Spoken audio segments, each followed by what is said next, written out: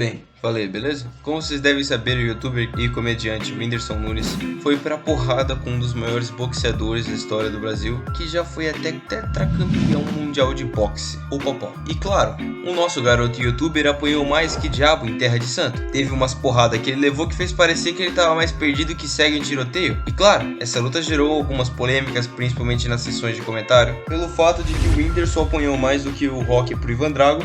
E também pelo fato que, sim, era meio claro que o Popó tava se segurando. O que é bem óbvio, isso é uma luta de exibição. Eu não sei porque tinha gente reclamando disso. Tanto que o fato de dar empate é normal pra luta de exibição, porque quando não é nocaute, geralmente você vai dar empate em uma luta de exibição. Isso não é uma luta completamente oficial, sabe? E bem, eu queria dar minha opinião não só sobre essa pancadaria, mas sim sobre todo o contexto que envolve ela da perspectiva do próprio Whindersson. Então, bem, o meu nome é Cujo e bora falar de pipocada séria, trocada séria, francos, 5 minutos de porrada sem perder a amizade.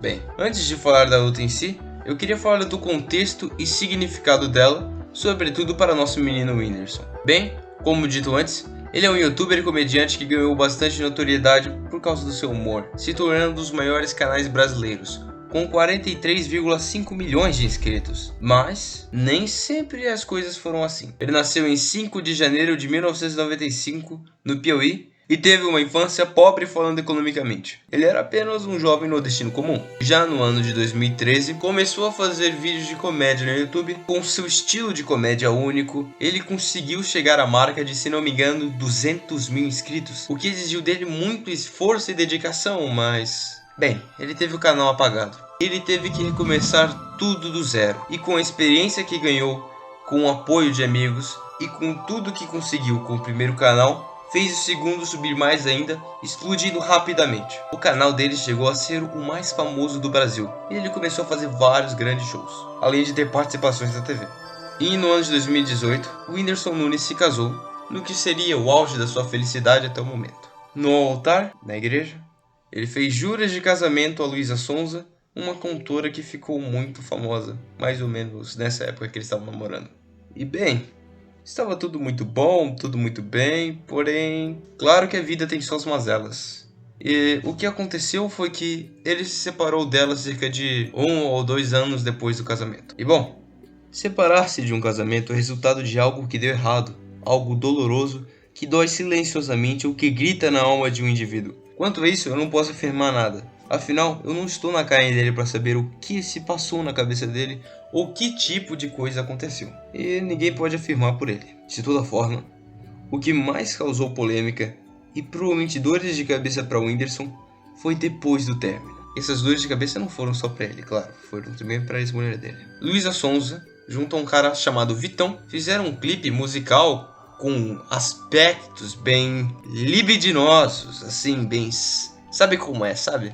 As coisas mais apelativas, né? E o clipe foi postado muito pouco tempo depois do divórcio. Com isso, surgiram vários boatos de que a Luísa Sonza teria traído o Whindersson ou que isso teria sido talvez gravado ainda enquanto os dois estavam casados. E várias pessoas criticaram a Luísa, mas o principal foi que o Whindersson virou uma piada e não piadista para muitos. Dezenas de milhares de pessoas na internet começaram a conhecer ele como Corno Nunes. E até hoje não param de chamar ele de corno, mesmo que já façam 3 anos desde essa desgraça. Por um tempo então, após o término, ele se isolou e ficou claro com alguns problemas sentimentais. Tristeza e vazio existencial provavelmente batiam forte. Dá para perceber pelo olhar, pelas análises feitas por várias pessoas e até pelos desabafos. Por muito tempo, o Whindersson Nunes ficou perdido e provavelmente chegou a entrar em uma depressão real. Ele tinha tudo: dinheiro, fama, inscritos e carisma. A maioria das pessoas mataria para ter o que ele tem.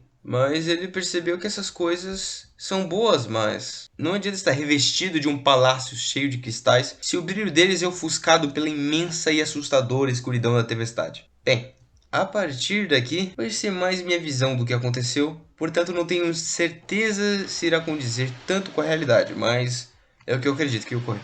Bem mal e abatido, ele tentou encontrar uma válvula de escape, uma forma de superar toda a dor que ele estava sentindo. Daí ele provavelmente pediu ajuda psicológica, começou a não exatamente superar seus problemas, mas uma forma melhor de se lidar com eles. Provavelmente com o dinheiro dele ele conseguiu um bom psicólogo e ele parece ter dado uma melhorada. Ele começou novos projetos, fez singles musicais e continuou a tocar o canal dele.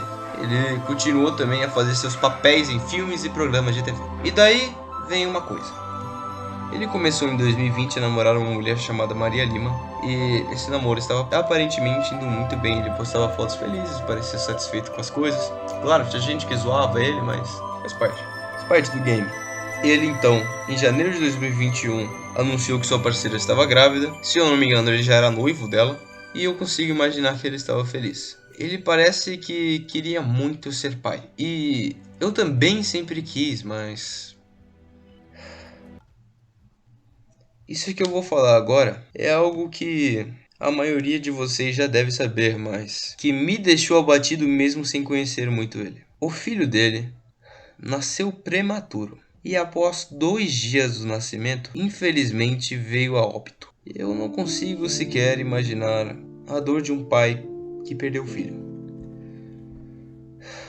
Mas claro que não foi só isso que aconteceu. A internet sempre reúne os psicopatas. Assim como tiveram pessoas que tentaram apoiar ele, que eram a maioria, também tiveram aquelas que usaram isso para zoar o falecimento da criança, ou até mesmo para atacar a Luísa Sonza, que não tinha nada a ver com esse caso. E ver o fim da vida do próprio filho ser usada para briga de internet, sabe?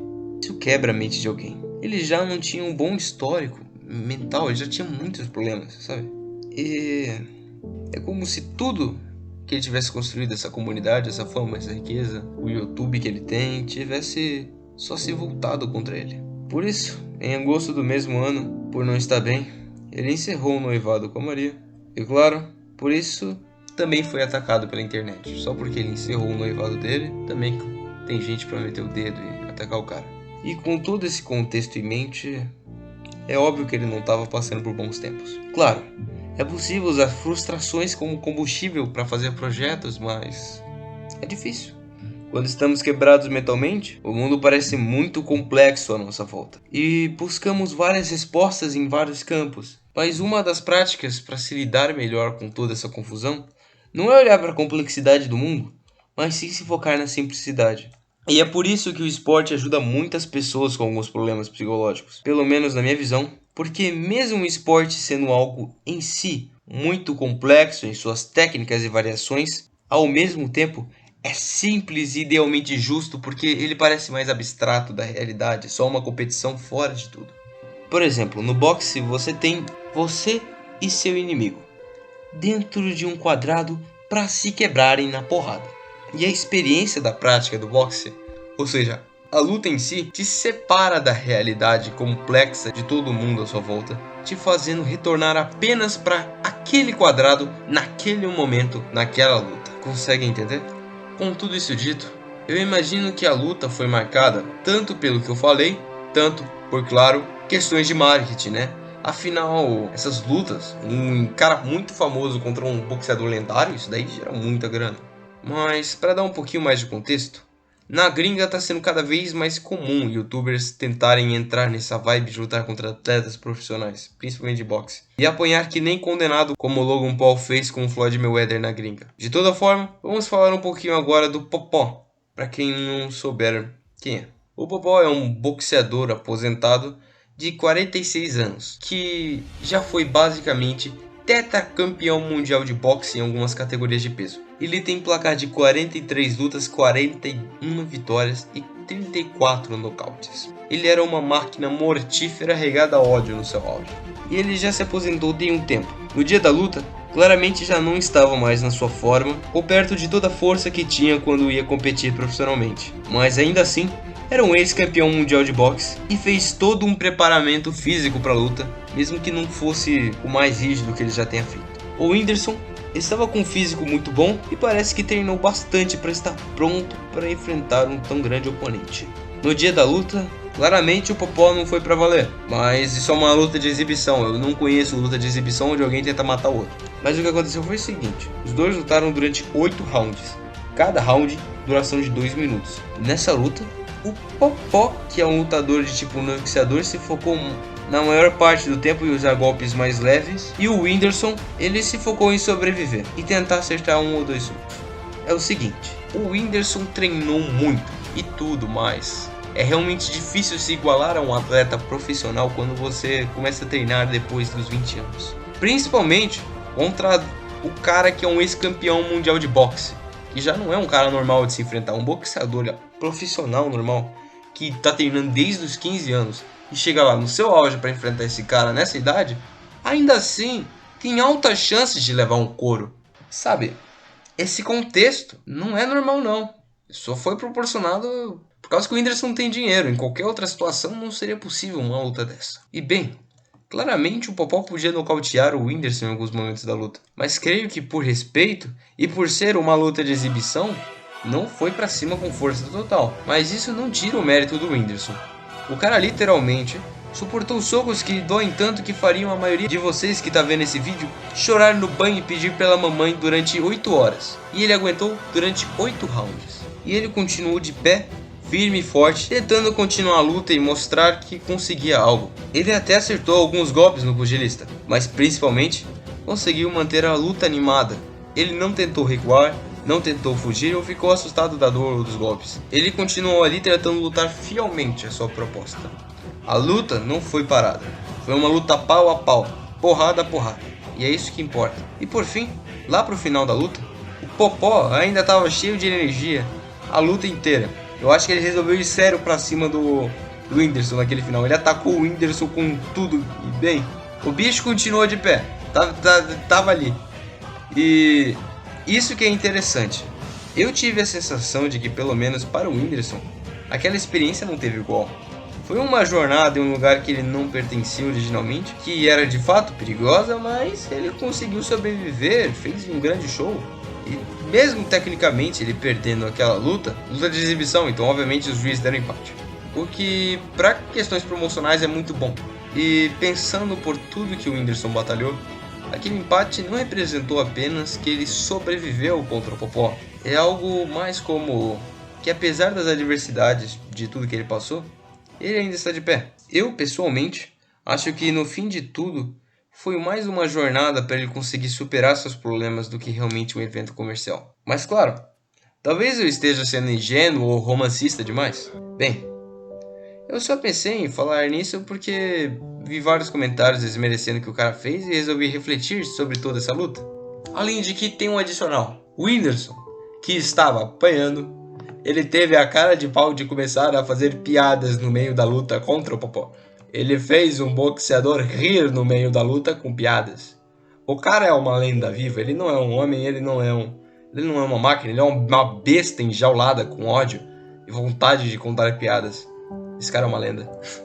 Enfim, isso tudo aqui foi só do que eu pesquisei. Não sou um seguidor do Whindersson, eu posso ter errado alguma informação, mas eu realmente tentei ser fiel à verdade aqui. Então, como sempre, essa foi só a minha opinião e eu vim compartilhar ela com vocês para mostrar o quão incrível ela é. Até o próximo vídeo.